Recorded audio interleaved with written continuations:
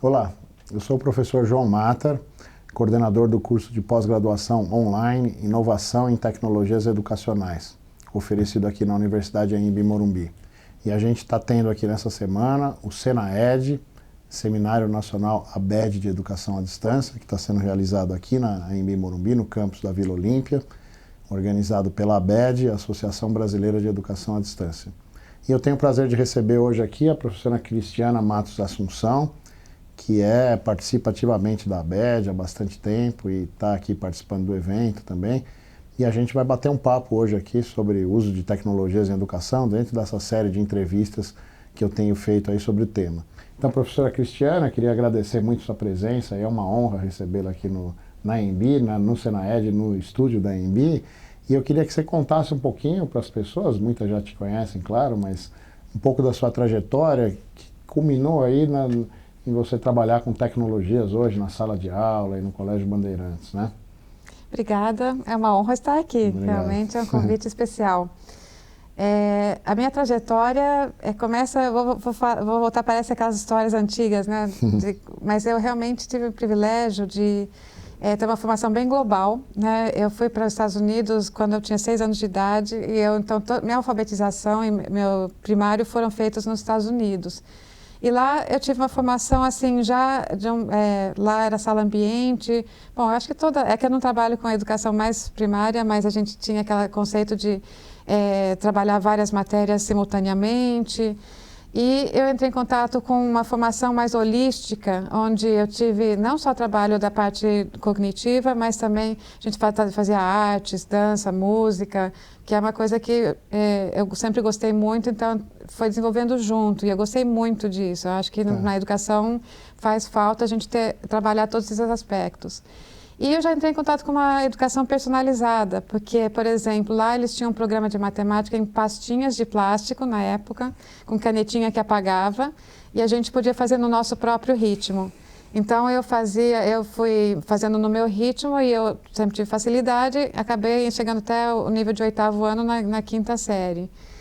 E isso me ajudou muito, porque quando eu voltei para o Brasil, eu reparei que já tinha, na parte acadêmica, tinha uma defasagem grande em muitas das matérias, mas nessas partes de ciências exatas que eu gostava, que eu fui no meu próprio ritmo, eu estava no nível que estavam as crianças que tinham feito primário aqui no Brasil. Então foi bem legal. Essa defasagem continua tendo? Porque, por exemplo, eu também fui para os Estados Unidos com 6 anos de idade. Eu não sei se você sabia disso, não sabia disso. Meu pai foi fazer o doutorado dele na USC, University of Southern California, e aí a gente foi junto à família toda. Eu tinha 6 anos, fiquei 1 ano e meio lá, né? Então eu fui alfabetizado e eu pulei 1 ano, na verdade. Quando eu fui, eu pulei 1 ano e voltei e fiz 1 ano depois aqui, tá? Então isso você acha que continua ainda hoje, pelo que você vê, né? Continua pela diferença de currículo e ênfase que eles dão, né? Eles nessa idade, eles trabalham, eles deixam para trabalhar muitos conceitos que a gente coloca aqui no ensino médio.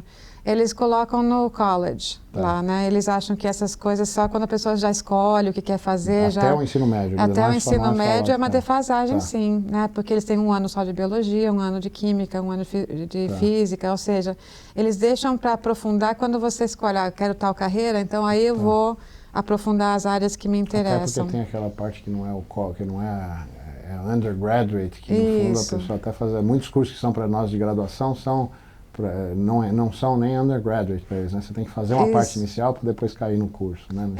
O que eu vejo é isso mesmo. O undergraduate estuda muita coisa que nós vemos no nosso ensino médio aqui.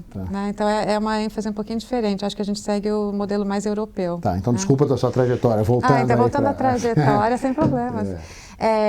Aí então, quando eu voltei para cá, aí eu fiquei muito interessada em biologia, fiz biologia na USP.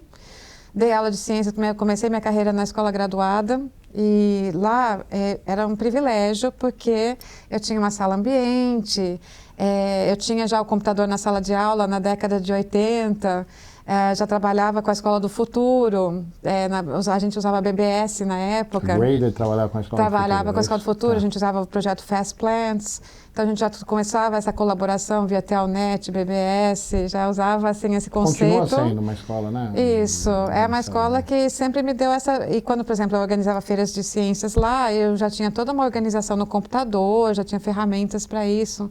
Então foi uma experiência bem interessante, a gente foi capacitado também, como tinha poucos alunos, tinha uma psicóloga que trabalhou conosco, e ela nos ensinou como fazer um currículo personalizado para cada aluno. Então, tinha ferramentas que fazia eletronicamente o diário, dava nota diariamente. E o diário ia somando, Formativo, então é bem formativo e cada um ia no seu ritmo também, é uma visão muito deles mesmo. E eu aprendi muito com isso, foi quando eu comecei a dar aula. E aí, depois de 8 anos lá, eu fui para o Bandeirantes, e aí eu fiquei assim, eu lembro o primeiro dia que eu entrei na sala de aula, dei de cara com 50 alunos, né, e uma lousa e giz. Eu nunca tinha usado giz como professora. Na Graded eu usava transparência e canetinha. Aí, assim, depois de passar aquele... É uma história ao contrário do que as pessoas falam, que elas querem sair do giz e você teve a experiência antes. Ao contrário. Antes eu estava na canetinha e eu fui para o giz. Aí eu falei assim, nossa, como que eu posso trabalhar? Que eu sempre gostei de trabalhar por projetos, criava jogos com os alunos. Eu já gostava dessas estratégias. Ciências tem muito espaço para isso, né? E aí, então, eu fui procurando esses espaços. E uma das coisas que eu percebi, a tecnologia estava amadurecendo. O Bandeirantes sempre usou computadores, então eu cheguei numa escola que estava extremamente madura em termos de uso de computadores também, e os alunos muito espertinhos, já estavam começando a aparecer celulares e tal. E aí eu falei assim, nossa, como que eu vou conseguir ajudar esses alunos? Eles estão muito rápidos, eu tenho que aprender mais sobre isso. E foi aí que então... eu falei com a direção da escola e eles me apoiaram para ir fazer um mestrado, que acabou virando 2 mestrados e um doutorado, lá na Columbia University em Nova York. Na época, presencial. Foi presencial. Eu fui para Nova York, fiquei 3 anos e meio lá. O mestrado e o doutorado? 2 mestrados e um doutorado. Tá. Porque assim, era para ser 1 ano, 1 mestrado. O Gilberto Dimenstein estava lá e ele que fez essa ponte para eu ir para lá. E ao mesmo tempo que eu estava estudando, na realidade, eles me pegaram para trabalhar no Institute for Learning Technologies, na Colômbia, para ajudar a capacitação de professores para o uso de tecnologia. Eles tinham um projeto grande com 39 escolas lá em Nova York, e eles estavam começando a colocar a internet rápida nas escolas. Isso foi em 98. 98, tá. E então eu achei que eu ia para lá, eu ia aprender muito, assim, falei assim, nossa, eles vão me ensinar como que os professores estão usando. Aí logo de cara eles me colocaram para eu dar a aula de como usar a tecnologia na sala de aula.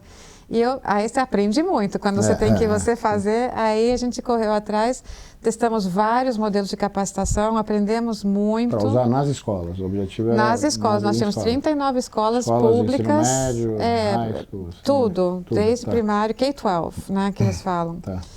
E esse projeto, então, foi isso, para a gente não só colocar a tecnologia em si nas escolas, mas também para a gente trabalhar com os professores. Então, testamos vários modelos, aprendemos muito, percebemos, uma das principais lições, eu acho que dessa época, foi a importância do envolvimento da administração, da direção da escola, que eles têm que dar o apoio para o professor que está querendo adotar a tecnologia. E aí, então, eu tive a experiência tanto do trabalho, dessa prática, como dos estudos. E eu fui lá ficar 1 ano, eram 30 créditos lá eles no mestrado não é obrigatório fazer uma dissertação. Você pode fazer um trabalho prático, testar em campo e avaliar esse trabalho. Foi o que eu fiz. Eu criei um site, HTML e tudo. Eu aprendi a programar, fazer Code Fusion, tudo. E testei e depois fiz um trabalho em cima da avaliação de como foi a implementação disso. Aí o meu orientador falou assim, olha, mas se você ficar mais 30 créditos, você consegue mais um mestrado. Aí fiz mais um mestrado, a escola apoiou, falou assim, não, é importante para nós, vamos fazer sim. Aí, quando eu terminei esse mestrado, eles falaram, mas se você fizer mais 30 créditos, acaba já que, né? Aí vai o doutorado. Foram 3 anos no final. Então foram 3 anos e meio. No final eu fui coletando... Você nem voltava para a escola? Não, eu fiquei lá, eu voltei uma vez só nas férias, mas depois eu fiquei fazendo crédito, para dar tempo, eu fiz compacto, né? Versão zip. Dos... 98, 99 foi quando eu fui para Stanford, né? Não sei porque a gente foi para os Estados Unidos na mesma época e depois voltamos, eu fui no meu pós-doutorado em Stanford, foi 98 e 99, você ficou até 2000, na verdade. Fiquei até 2000, isso, 2001. Eu ia defender em outubro de 2001. A crise dos tigres asiáticos, você lembra? Então... O dólar era 0,80, passou para 2,40. Eu peguei isso, exatamente. Exatamente essa virada, em 99. Foi quando eu voltei, porque eu estava sendo sustentado com dinheiro em reais aqui. Exatamente. Daqui aí não deu, aí chegou uma hora que não deu, né? Porque triplicou o dólar, né? De uma hora para outra, né? De repente a gente estava sem dinheiro, né? Exatamente. E eu ia defender, na realidade, em outubro de 2001. Só que dia 11 de setembro aconteceu um pequeno incidente lá em Nova York. Ah, era 2001? 2001. Foi 2001, tá. Aí o meu orientador pediu para eu esperar até janeiro para defender, porque ninguém estava em condições de nada. Aí eu esperei. Pequeno incidente, vocês sabem que foi a das Torres Gêmeas. Torres Gêmeas, a queda das... Foi 2001? Foi 2001, 11 de setembro de 2001. Tá, E eu peguei um avião para voltar para cá para renovar meu visto no dia 10 de setembro. Minha família ficou assim apavorada. Mas graças a Deus, ninguém que eu conhecia ficou prejudicado, todo mundo ficou bem. E aí você voltou para o Bandeirantes? Aí eu voltei para o Bandeirantes. Aí eu comecei a trabalhar como coordenadora de tecnologia educacional. E aí comecei a trabalhar comecei logo criando um curso de capacitação para os professores, né, para tentar transmitir o material todo que eu tinha aprendido.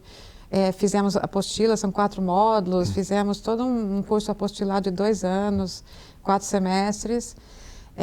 Usamos muito a WebQuest, foi como a gente ensinou, né, a começar a usar a internet de uma forma assim para... Quer dizer, 2001, 2002? 2002, isso.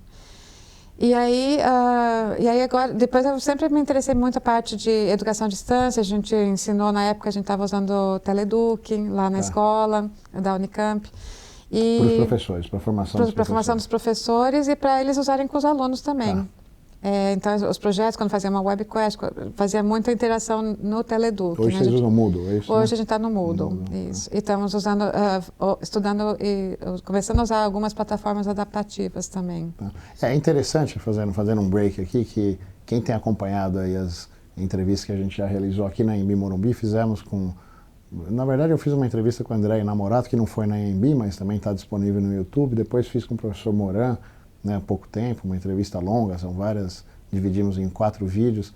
Fizemos durante agora o Senaed com a Suzane Garrido e com o professor Romero Tori. E é interessante que todos eles, eu estou percebendo isso agora, que apesar de já conhecer todos há muito tempo, né, e conviver com eles, que todos eles são pessoas de destaque aí nas suas respectivas áreas, né, quer dizer, Cristiana trabalhando muito aí na educação básica, né, no Brasil, mas em várias outras coisas nós vamos falar, para o Romero com realidade virtual, coisa, mas é interessante que todos eles têm uma história já muito antiga, e, então, quer dizer, não é à toa que as pessoas, isso é uma coisa que você vê assim, falar, não é à toa que uma pessoa chegou aqui, a sua história é muito bonita, também não conhecia, na verdade, né, a gente vai se falando, mas nunca senta para filmar, né, e, o Romero é engenheiro, quer dizer, na verdade, trabalha com muitas coisas que a gente faz hoje. Você está mostrando aí que você já trabalha com coisas que a gente chama novidade hoje, né? Ensino adaptativo, há muito tempo. O Romero trabalha com realidade virtual, com essas coisas há bastante tempo também. Né? Quer dizer, a Suzane fez o doutorado dela em neurociências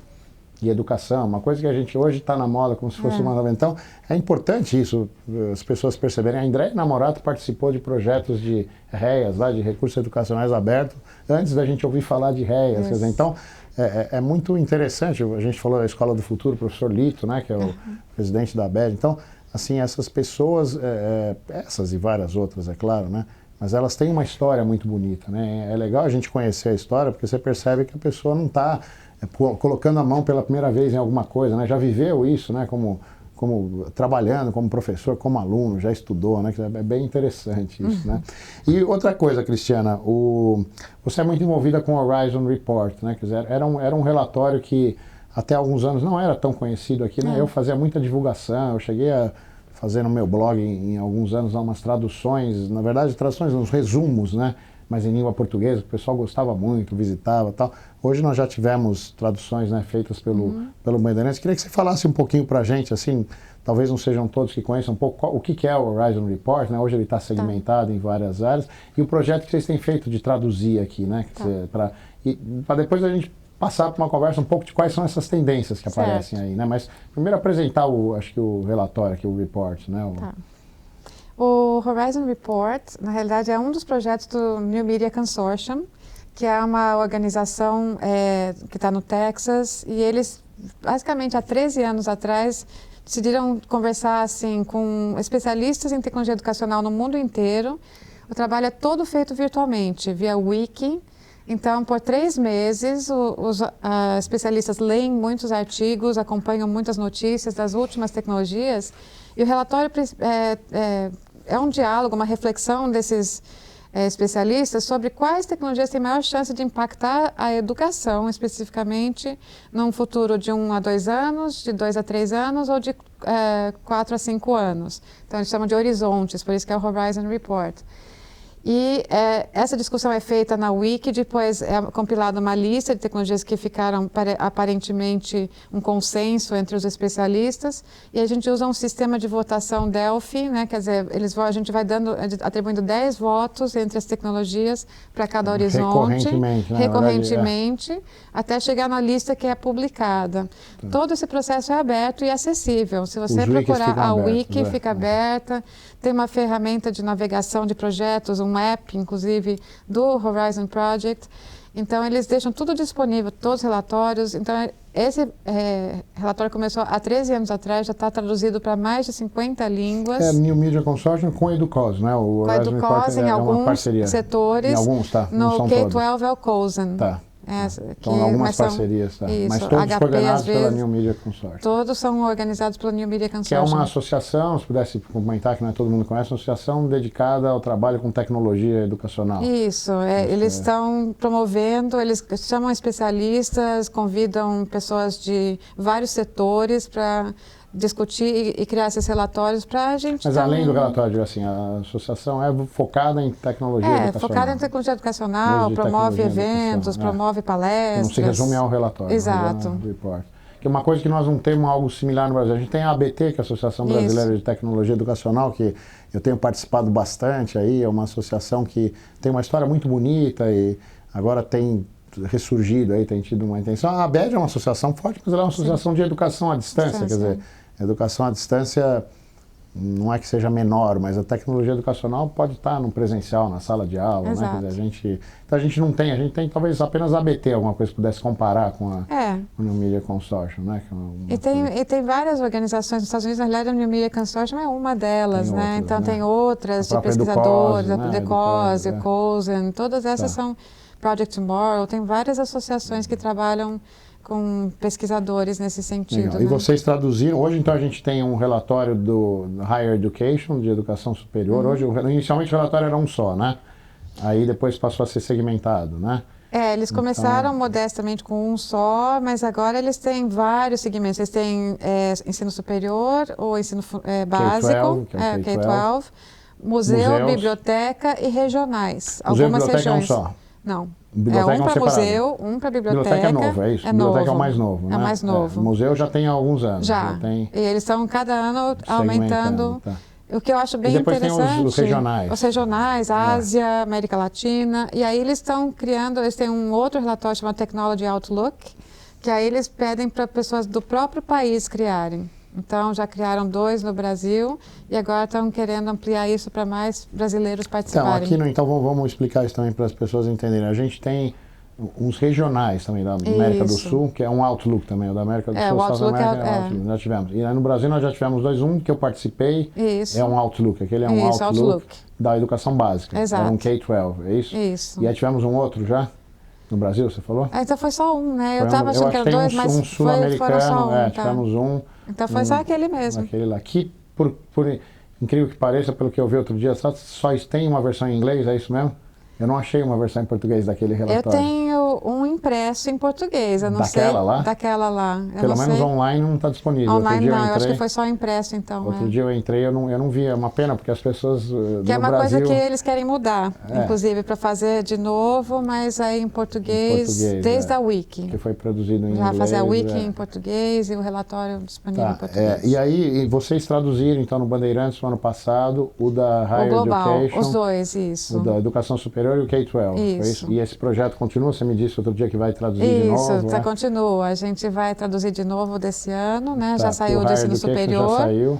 E já vai sair já o do K-12, que a gente já está no final. Preview, já está disponível o preview, né? Já está disponível. Assim, quais foram as tecnologias escolhidas já está lá. Já, o shortlist já está lá, né? A lista mais curtinha, que diz já dá para entrar online. Estão as finalistas, assim. Eu vou colocar, você que está assistindo aqui o nosso vídeo, no YouTube, aí nos comentários eu vou colocar o link para o projeto geral, porque aí depois dentro do projeto você entra em várias... E aí quando entra no link do projeto, aí vocês vão ver que o New Media Consortium tem outros projetos também, eles têm várias frentes ali que eles trabalham. Horizon é um dos projetos deles. Tá. E deixa eu te perguntar uma coisa, antes da gente falar então das tendências aí, né? A gente teve essa experiência de fazer aqui, né? Aquele trabalho, foi um prazer ter participado aí e tal. Você entende que, por exemplo, essa é a ideia, a gente produzir um outro Horizon Report, de novo em português ou em inglês, não importa, ou você acha que um foco sendo produzido na origem no Brasil daria um relatório diferente? Aí, como é que você enxerga isso? Quer dizer, não sei se eu fui claro na pergunta. Assim, eu acho que assim, o New Media Consortium já vem aperfeiçoando essa técnica, né, e eles têm acesso há bastante tempo, né? Eles têm uma ferramenta própria que faz toda a tabulação e tal. Uma metodologia, né? Uma metodologia. Mas eu acho que é super válido a gente ter um relatório brasileiro também. Existem. A ABED faz alguns tipos de relatórios, mas às vezes não tem realmente não tem essa ideia de medir, tentar prever um horizonte, né? Quer dizer, isso é interessante, né? Porque é um negócio que aponta para frente, né? Exatamente. Não é uma bolinha de cristal, né? Vamos deixar claro isso, mas é que ele com 40 pessoas pensando juntas, alguma consenso, quando chega a ser um consenso é porque alguma coisa tem ali, né? Alguma fumaça tem, né? Tem várias tendências, a gente pode conversar de algumas, mas eu queria te fazer uma pergunta de uma tendência específica que eu ando estudando, inclusive no Horizon Report exatamente, que é a questão dos games, né? Os games, Game-Based Learning, que aparecia inicialmente, agora tem aparecido Gamification um pouquinho, mas Game-Based Learning vinha aparecendo, porque, vamos dizer assim, um fluxo natural de uma tecnologia seria ela aparecer no horizonte de 4, 5 anos, ela aparecer no horizonte de 3, 2 anos, se nada funcionasse muito estranho. Depois ela aparecer no horizonte de 1 ano e ela sumir. Algumas aconteceram isso, não exatamente tão perfeito assim, mas elas apareceram lá na frente, um horizonte menor, e foram incorporadas, não aparecem mais no relatório, né? Os games, o Game-Based Learning, que eu vinha estudando nos relatórios, antes da gente ter as traduções, inclusive no português, ele vinha aparecendo em 2 a 3 anos em repetidos relatórios, que será a primeira observação interessante. E aí, num dos relatórios, não sei se faz 2, 3 anos, tinha uma reflexão sobre isso até, dizendo que existia uma dificuldade da implantação dos games nas escolas, porque eram iniciativas de professores individuais, não era fácil ligar o game ao currículo. Existiam várias explicações por que essa tecnologia, essa metodologia, a tecnologia estava parada lá no Horizon Report em 2, 3 anos, né? Depois aconteceu uma coisa muito curiosa, não sei se você reparou nisso, eu acho que é um tema bastante interessante para entender. Que nós produzimos no Brasil, os games apareceram no horizonte de 1 a 2 anos. Eu vi. E aí continuava aparecendo em inglês de 2 a 3 anos. Aliás, no Higher Education, ele continua lá como Gamification e Games, só que agora fala Game-Based Learning e Gamification, 2 a 3 anos. Continua lá agora com essa novidade da gamificação. Mas o nosso já estava no 1 a 2 anos. No relatório do ano passado do K-12, o game sumiu do relatório. Ele estava no shortlist. Aí eu também fiquei surpresa. Quando saiu o relatório, desapareceu. Claro que o meu voto foi, né? Porque eu falei, nossa, isso daí... E a outra tecnologia teve mais consenso. Então, eu reparei nisso mesmo, eu me surpreendi. Mas eu acho que vai aparecer esse ano de novo, nos 2, 3 anos. Esse ano eu já dei uma olhada, agora não me lembro se ele apareceu lá. Agora, apareceu nos 2, 3 anos. Agora, o que é estranho no ano passado é que depois eu passei uma checagem no PDF, nem a palavra game aparece no relatório. Tem um game lá, mas era numa situação específica. Quer dizer, a palavra sumiu, quer dizer, é um mistério, né? Quer dizer, são vários mistérios. Por que ele ficava parado tanto tempo? Quer dizer, quem trabalha com games em educação tem um bom trabalho de pesquisa para tentar entender isso. Por que ele ficou parado muito tempo e continua parado, por exemplo, se está no Higher Education, se está no K-12 agora de novo, em 2 a 3 anos, ele continua parado, com o elemento da gamificação agora, que é uma novidade, né? Por que no Brasil aparecia num horizonte menor, né? E por que no ano passado sumiu e de repente nesse ano voltou? Tem algumas coisas, mas dentre as tendências que a gente tem, o que eu queria aproveitar aqui é que você falasse um pouquinho do K-12, que é da educação fundamental, educação básica, né, que a gente chama no Brasil. Quais são as tendências que você enxerga, não apenas no relatório, mas na sua prática, na escola? O que você acha que tem direcionado as mudanças aí que a gente deve ver nos próximos anos intensamente aí nas escolas, né? Olha, o que sempre apareceu no relatório, e eu estranhei que não sumiu ainda, é a computação em nuvem. Tá. Que a computação em nuvem vai mudando de papel. Ela começou com aparecer com uma tecnologia extremamente técnica, o servidor na nuvem e tal, e foi mudando para usos pedagógicos da nuvem. Para incorporação. Para né? incorporação. E agora, quando entrou o tablet, a computação em nuvem não desapareceu, ficou mais importante, porque com o tablet, não ter mais o USB, por exemplo, se você usar iPad, aí a nuvem ficou mais importante ainda, porque virou o lugar tudo que você tem para colaborar, né? Para colocar tudo na nuvem, tudo na nuvem. Os arquivos, os programas, tudo. Exatamente, né? A colaboração, os arquivos. Então, a gente, por exemplo, está vendo como a gente, hoje lá no Bandeirantes, por exemplo, a gente deu o iPad para todos os professores e tiramos o computador da sala de aula. Eles estão trabalhando totalmente mobile, com Apple TV e tudo, sem fio nenhum. Mas aí, bacana, só que daí o professor chegava lá com a pendrive dele, onde eu vou espetar isso daí? Então a gente foi aprendendo e rapidamente bom, né? ajudando os professores a migrarem para a nuvem. Então para a gente foi muito mais importante a nuvem estar crescendo em papel. Mas continua aparecendo, você tem toda a razão, porque, por exemplo, aqui na EMB, eu dou aula, por exemplo, no primeiro semestre, disciplinas, às vezes, de alunos que chegam no primeiro semestre, ou não precisa ser o primeiro semestre, pode ser mais avançado, e às vezes eu ia apresentar o Google Docs, o Google Drive agora. E as pessoas os alunos ficam maravilhados, quer dizer, porque eles, eu não preciso mais levar o meu arquivo no pendrive, eu não preciso mais, o trabalho em grupo que eu tenho que fazer, eu não tenho que mandar um e-mail para um que muda, outro que muda, então eu já tenho um lugar que congrega tudo. Não existe ainda realmente uma cultura formada, natural do aluno que vem, nem da escola, nem da universidade, de usar a nuvem para o benefício da educação, conhecer os programas que podem ter auxílio pedagógico ou profissional mesmo para eles, né? Exatamente. Então continua tendo, por isso que ele continua aparecendo com uma outra função, né? Com exatamente, aparece o nome, a mesma tecnologia, mas se você ler a descrição, totalmente diferente, foi evoluindo bastante desde 2010 que eu comecei a participar até desse de 2014.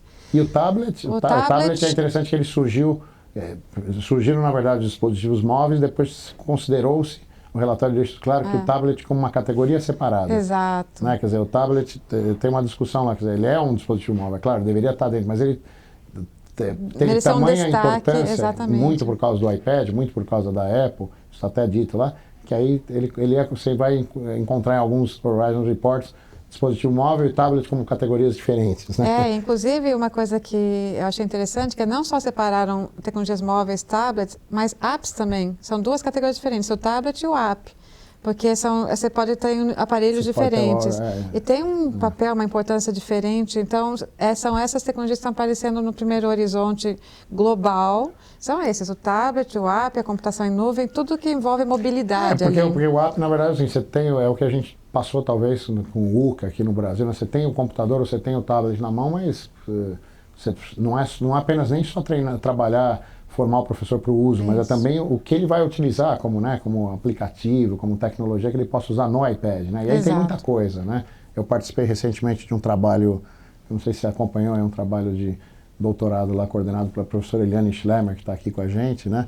Que é um trabalho sobre o uso de dispositivos móveis em química, ensino de química. E uma parte do trabalho dela foi selecionar os aplicativos, porque na verdade muitos que diziam que era de química não eram, alguns não eram em inglês, não eram em português, enfim, então a gente tem não é simples, né, justifica ter uma categoria separada porque é uma porta de entrada, né, não é um acessório simples que você vai acrescentar. E pode estar, o app pode estar no iPod, no telefone, então não está especificamente restrito ao tablet. Então achei interessante que eles fizeram essa separação. Nesse dia aqui também aparece já, no K-12 você chegou Aparece. A checar? São os que estão em destaque nesse ano. No início, assim. No início, no horizonte próximo. Aí depois temos lá a impressão em 3D, que a gente conversou hoje com o professor Romero Torre aqui um pouquinho sobre isso. Isso também deve, quer dizer, ele mostrou exemplos lá que você pode pegar um objeto e aí a impressora reproduz o objeto e você manda o objeto para outro lugar, quer dizer,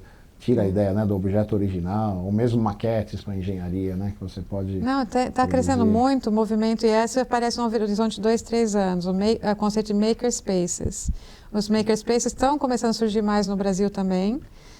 Eu estou vendo aparecendo tanto em centros comunitários, que chamam de Fab Labs, como em a INSPER, está com um makerspace grande. Pode explicar para o pessoal o que é um makerspace? É uma oficina que tem maquinários, desde maquinários impressora 3D, cortadora laser, cortadora de vinil, cortadora de plaquinhas de circuitos impressos em cobre, assim, flexível, tecidos, madeiras, quer dizer, tem os mais diversos materiais, e a ideia é que as pessoas que vão lá possam ser meio empreendedoras, terem ideias e criarem suas ideias, mas montarem mesmo, assim, montar parafuso, imprimir peça, Arduino, programar, criar jogo. Seria quase que um lugar para incentivar as pessoas a trabalharem público, mesmo. Como é que é do ponto de vista de negócio, assim, como é que funciona? Tem mais diversos modelos, tem dentro de uma instituição, Exato. Né? Por exemplo, eu tive o privilégio de visitar o Media Lab, né, agora no começo de abril. Fotos no Facebook. Fantástico, né? Assim, que se você é geek, você está na Disneylândia ali, né? E o Media Lab foi concebido como makerspace. Qual que é o... Desde o início, antes de usar o conceito. Aliás, por isso que eles estão divulgando isso. Tá. O ponto central do makerspace é um espaço de sofás e puffs, onde as pessoas trocam ideias. Por exemplo, você está com uma ideia, você pensa, conversa, sabe, eu estou pensando numa bicicleta que faça isso. Aí o outro fala, não, mas eu estou trabalhando com LED, e se o meu LED entrasse na sua bicicleta? Então é o que eles chamam de polinização cruzada. Esse é o lugar central do makerspace. Pode ser numa escola, então, por exemplo. Você pode ter um makerspace numa escola. É onde você permite essa criação, troca de ideias e colaboração. Estou vendo makerspace surgindo em, por exemplo, galpões, né, onde os artesãos podem fazer aberto. No conceito deles, além da colaboração, você tem que oferecer uma coisa para a comunidade, de alguma forma. E eles têm eventos, maker fairs, aí você pode levar suas invenções. Então, a ideia é incentivar a criatividade. E focado em tecnologia, não especificamente, não é apenas focado tecnologia. Em tecnologia. Então, tecnologia é um elemento a mais. É a maneira de juntar engenharia, o STEAM, que o pessoal está tanto falando, ciência, tecnologia, engenharia, artes e matemática.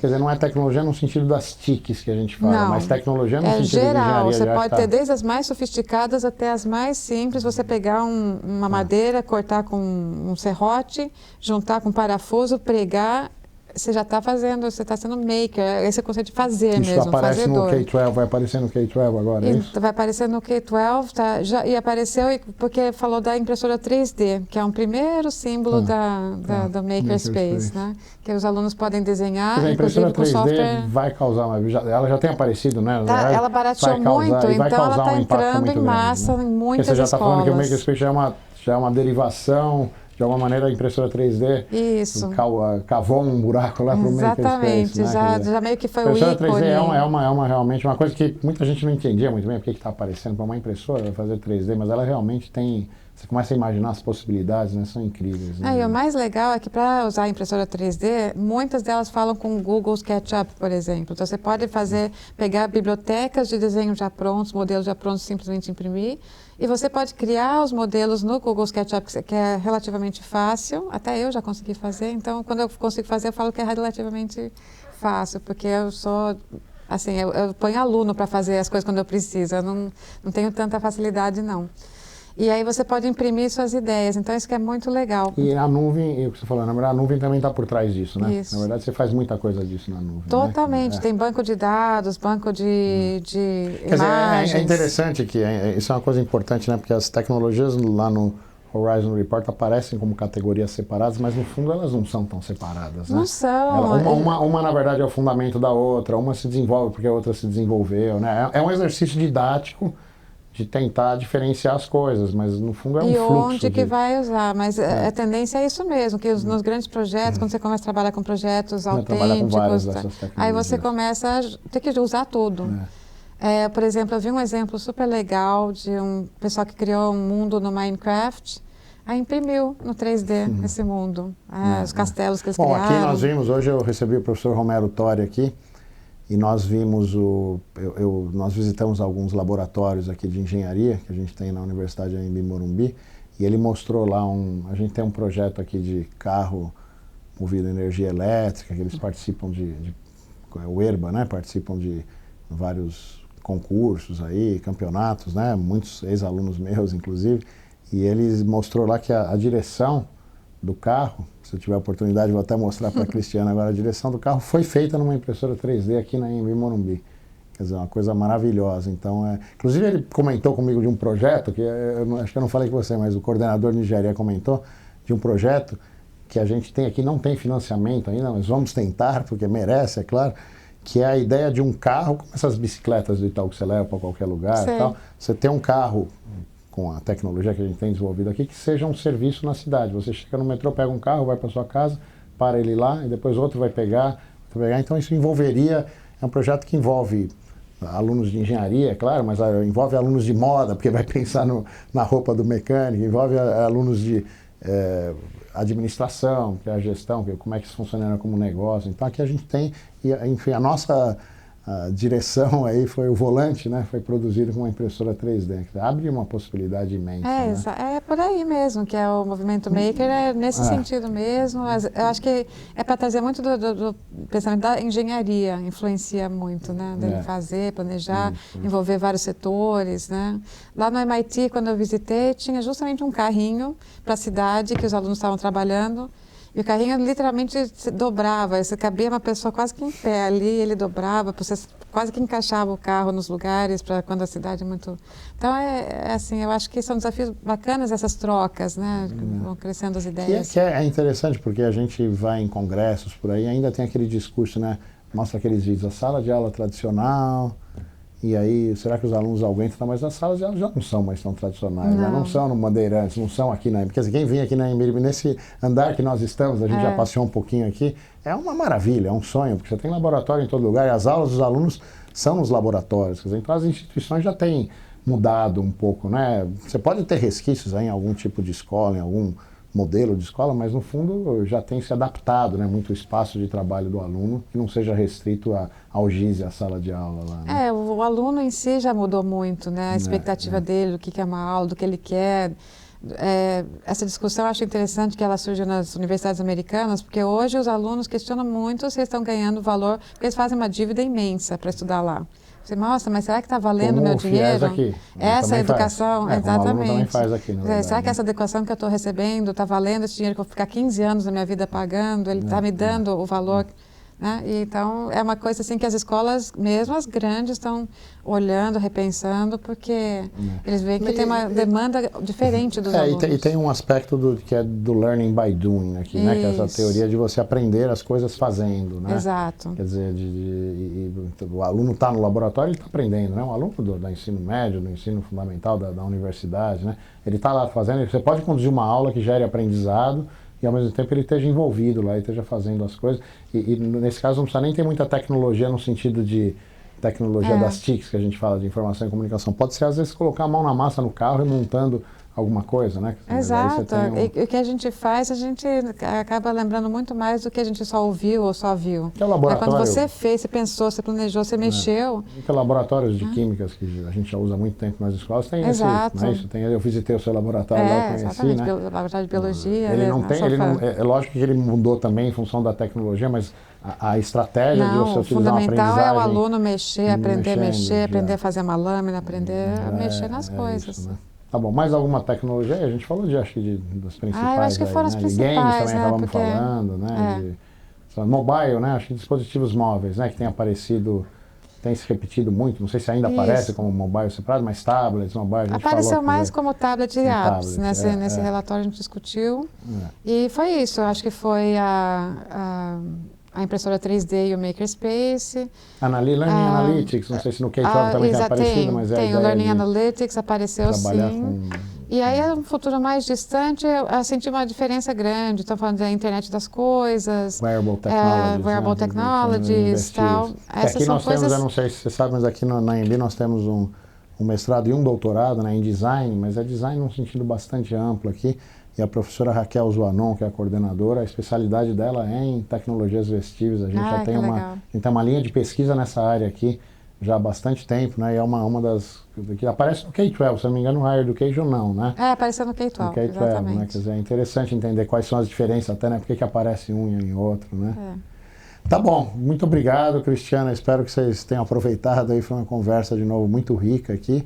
E lembrando que esse vídeo está no YouTube, né? Então ele não termina aqui. Na verdade, se você descer aí, você vai encontrar os comentários. A gente tem usado, eu já tenho usado há bastante tempo isso, experimentado o espaço de discussão do YouTube ser um espaço quase que um fórum de discussão, né? Antigamente existiam algumas limitações, você não conseguia colocar link no comentário do YouTube, isso já mudou, né? O tamanho também. Então a gente tem conseguido, em algumas situações, discussões muito ricas, assim, né? Quer dizer, que eu posso voltar a visitar esse vídeo, a Cristiana pode voltar, outras pessoas, o professor Romero Torre, todos que foram citados aqui. Então a gente acaba construindo abaixo, né? Mas abaixo não, ao redor, né, de um vídeo, uma conversa que não termina no fundo no vídeo. Então acaba sendo bastante rico, né? Obrigado, espero sinceramente que...